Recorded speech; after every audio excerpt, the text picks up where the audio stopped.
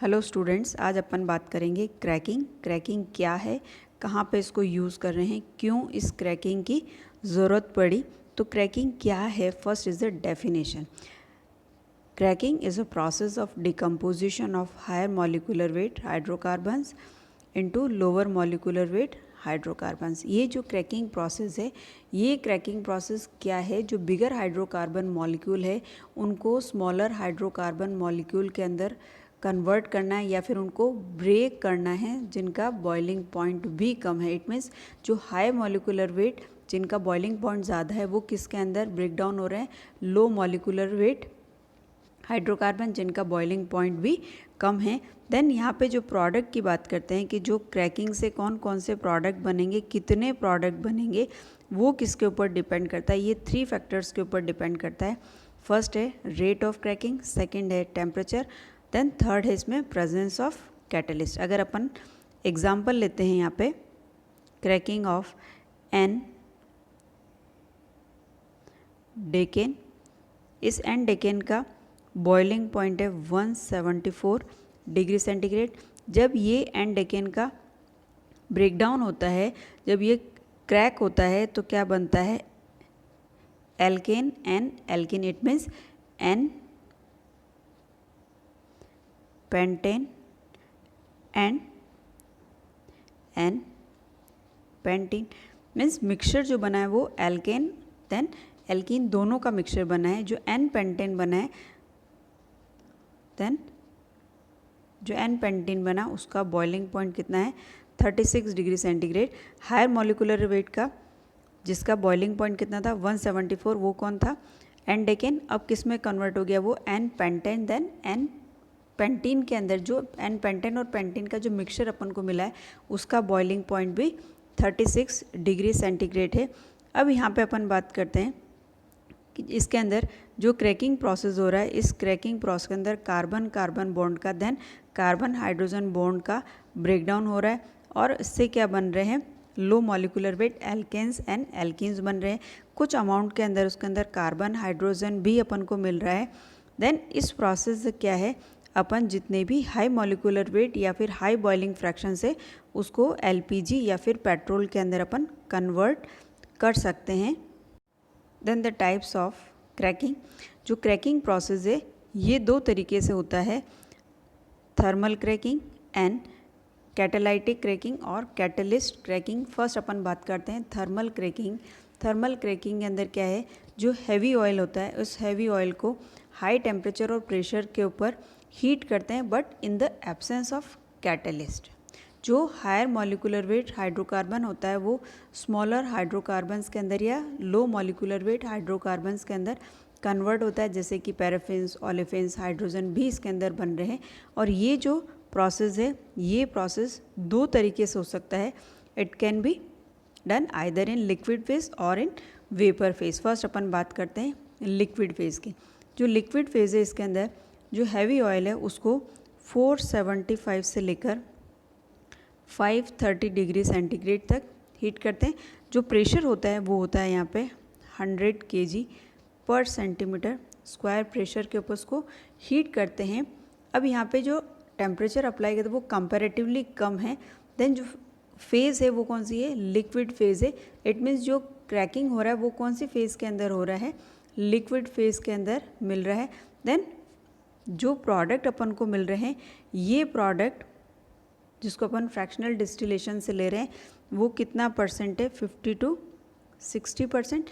जो यील्ड की अपन बात करते हैं, ये जो यील्ड मिली है उसका जो ऑक्टेन रेटिंग है वो कितना है, 65 to 70 और 75 है। Second is vapour phase cracking. जो वेपर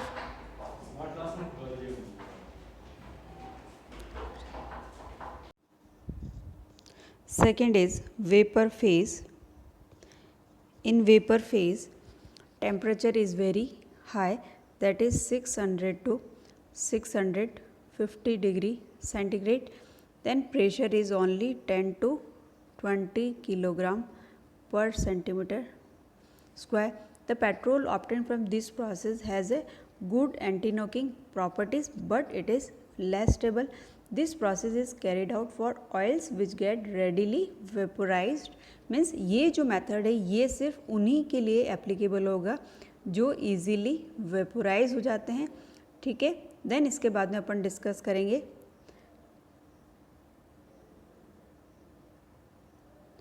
कैटालाइटिक क्रैकिंग. अब ये जो कैटालाइटिक क्रैकिंग है, ये कैटालाइटिक क्रैकिंग जो है वो प्रोडक्ट की क्वालिटी को इम्प्रूव करने के लिए शॉर्ट टाइम पीरियड पे अप्लाई करते हैं. जैसे कि नेम से आपको पता लग रहा है, it is done in the presence of catalyst.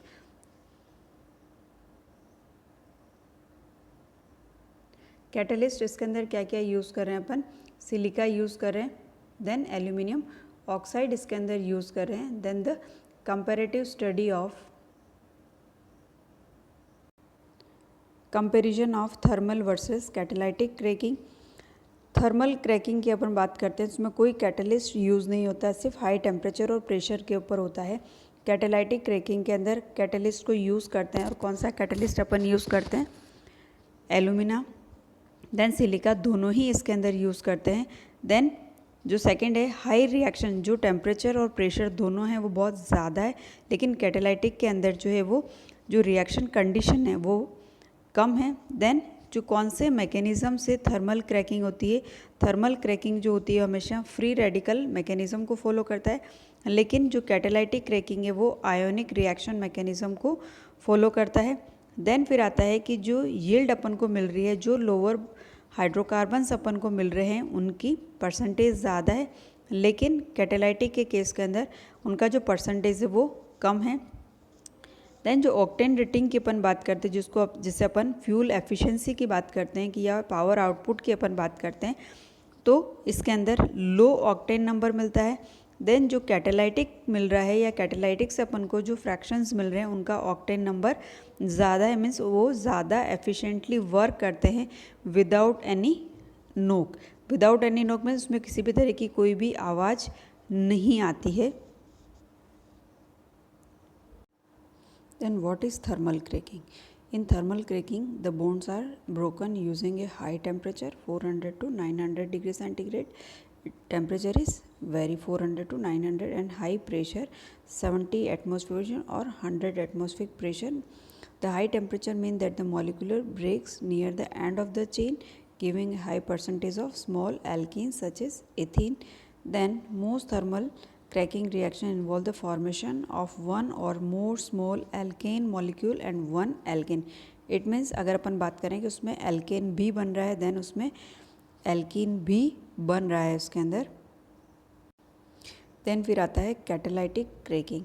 जो कैटालाइटिक क्रैकिंग है इसके अंदर फ्लूइड कैटालाइटिक क्रैकिंग होता है, are process in which a chemical catalyst is use to increase the yield of the thermal cracking process. जो thermal cracking process हो रहा है उसके अंदर क्या करते हैं अपन, कैटलिस्ट को यूज़ करते हैं ताकि जो यील्ड अपन को, जो परसेंटेज अपन को मिल रहा है वो परसेंटेज बढ़ जाए. Acidic catalyst like aluminium silicate और zeolite catalyst added to the feedstock stream allow the breakdown of long chain hydrocarbon into lighter short chain hydrocarbon molecule at temperature 400 to 500 degree centigrade and the slightly pressure, इनमें जो pressure है वो बहुत कम है. अब इसमें समझे अपन जो थर्मल क्रैकिंग के जो प्रोडक्ट्स है, उन थर्मल क्रैकिंग के प्रोडक्ट्स की जो यील्ड है उसका परसेंटेज बढ़ाने के लिए उसके अंदर कैटलिस्ट को ऐड कर रहे हैं. और ये जो कैटलिस्ट है, ये कैटलिस्ट क्या है, जियोलाइट कैटलिस्ट हो सकता है, एल्यूमिनियम सिलिकेट हो सकता है. जब स्ट्रीम चल रही होती है, जब ब्रेकडाउन प्रोसेस चल रहा होता है, तो उस टाइम ये कैटलिस्ट को ऐड करते हैं. तो किस पर्टिकुलर टेम्परेचर पर करते हैं, 400 टू 500 डिग्री सेंटीग्रेड के ऊपर, जिसका प्रेशर भी बहुत कम होता है, उस पर इसको ऐड करते हैं. देन इसका जो परसेंटेज है वो परसेंटेज इंक्रीज़ हो जाता है. Then moving bed catalytic cracking. Moving bed catalytic cracking सबसे पहले इंट्रोड्यूस हुआ था 1942 के अंदर. इसके अंदर क्या होता है कि जो रो हैवी ऑयल है, इस रो हैवी ऑयल को सबसे पहले प्री हीट किया जाता है, और प्री हीट करने के बाद में ये जो कैटलिस्ट चैम्बर है, इस कैटलिस्ट चैम्बर में भेजा जाता है जिसका टेम्परेचर अप्रोक्स 500 डिग्री सेंटीग्रेड होता है। तो जब higher degree means 500 degree centigrade के ऊपर जो हैवी ऑयल है वो स्मॉलर हाइड्रोकार्बन मॉलिक्यूल्स के अंदर कन्वर्ट हो जाता है। देन यहाँ पे एक साइक्लोन फिट होता है। ये साइक्लोन क्या करता है, सिर्फ क्रैक्ड वेपर्स को ही आगे की तरफ मूव करने देता है, अदरवाइज इसी चैम्बर के अंदर रखता है। देन फिर ये जो क्रैक्ड वेपर्स होती है, इन क्रैक्ड वेपर्स को आगे की तरफ मूव करते हैं, फ्रैक्शनेटिंग कॉलम के ऊपर डालते हैं ताकि जितने भी फ्रैक्शन से उनको अपन सेपरेट कर सकते हैं जो अलग अलग हाइट के ऊपर अपन को मिलते हैं। देन इसके बाद में जो कैटलिस्ट है वो धीरे धीरे हैवी होता चला जाता है और इसको रीजनरेट करने के लिए जो उसके ऊपर कार्बन डिपॉजिट हो रहा है वो धीरे धीरे जब नीचे की तरफ आता है तो यहाँ से फोर्सफुली एयर की हेल्प से अपन इस कैटलिस्ट रीजनरेटर चैम्बर के अंदर फिक्स कर देते हैं, उसके अंदर भेज देते हैं जिसका टेम्परेचर 600 डिग्री सेंटीग्रेड है। यहाँ पे 600 डिग्री सेंटीग्रेड की वजह से यहाँ पे जितना भी कार्बन डिपॉजिट हुआ है ये सारा का सारा जो कार्बन है इस हायर टेम्परेचर की वजह से वो बर्न हो जाता है और कैटलिस्ट रीजनरेट हो जाता है। और जो रीजनरेटेड कैटलिस्ट है उसको फिर से जो फ्रेश हैवी ऑयल की जो हॉट वेपर्स आ रही है उनके साथ में इसको मिक्स कर दिया जाता है। देन सेम इसी तरह जैसे कि यहाँ पे साइक्लोन फिट होता है, इसी तरह से यहाँ पे भी इसके जो टॉप के ऊपर एक साइक्लोन फिट होता है। और ये साइक्लोन क्या करता है, जो फ्लू गैसेस है, जो वेस्ट गैसेस है, इन वेस्ट गैसेस को ये बाहर निकाल देता है। मीन्स कार्बन को बाहर नहीं जाने देता है लेकिन सिर्फ जो वेस्ट गैसेस है उन वेस्ट गैसेस को बाहर जाने देता है, जो कि अपन वीडियो के अंदर भी देखेंगे। जो दो साइक्लोन यहाँ पे सबसे इम्पॉर्टेंट चीज़ है इस मूविंग बिट का कि जो कैटलिस्ट है वो कैटलिस्ट फाइन पाउडर की फॉर्म के अंदर है। जब अपन कह रहे हैं कि ये फाइन पाउडर की फॉर्म के अंदर है तो ये फ्लूइड के जैसे बिहेव करता है, हैवी ऑयल के साथ में इजीली मिक्स होके वो फ्लोट करने लग जाता है, इसलिए इसको बोलते हैं अपन फ्लूइड कैटालाइटिक क्रैकिंग FCC और मूविंग बिट कैटालाइटिक क्रैकिंग। अब इसको अपन वीडियो में भी आपने इस तरह का देखा है।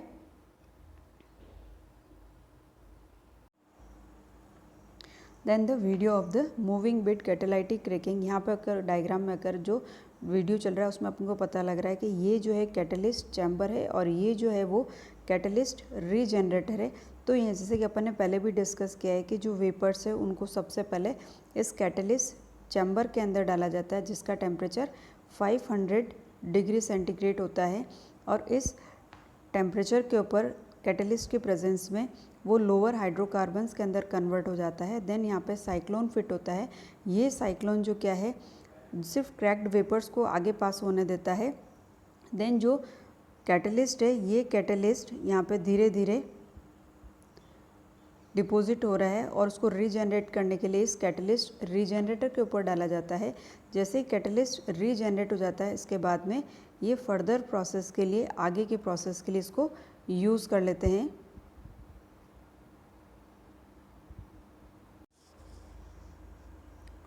फिक्स्ड बिट कैटालाइटिक क्रैकिंग, जैसे कि नेम से अपन को पता लग रहा है कि इसके अंदर जो कैटलिस्ट है उसको फिक्स किया हुआ है, इसलिए ये कहलाता है फिक्स्ड बिट कैटालाइटिक क्रैकिंग। इस फिक्स्ड बिट कैटालाइटिक क्रैकिंग के अंदर जो हैवी ऑयल है, इस हैवी ऑयल को सबसे पहले इस हीटर में डाला जाता है जिसका टेम्परेचर 425 डिग्री सेंटीग्रेड होता है, जहाँ पे सारा का सारा जो हैवी ऑयल है वो वेपर्स के अंदर कन्वर्ट हो जाता है।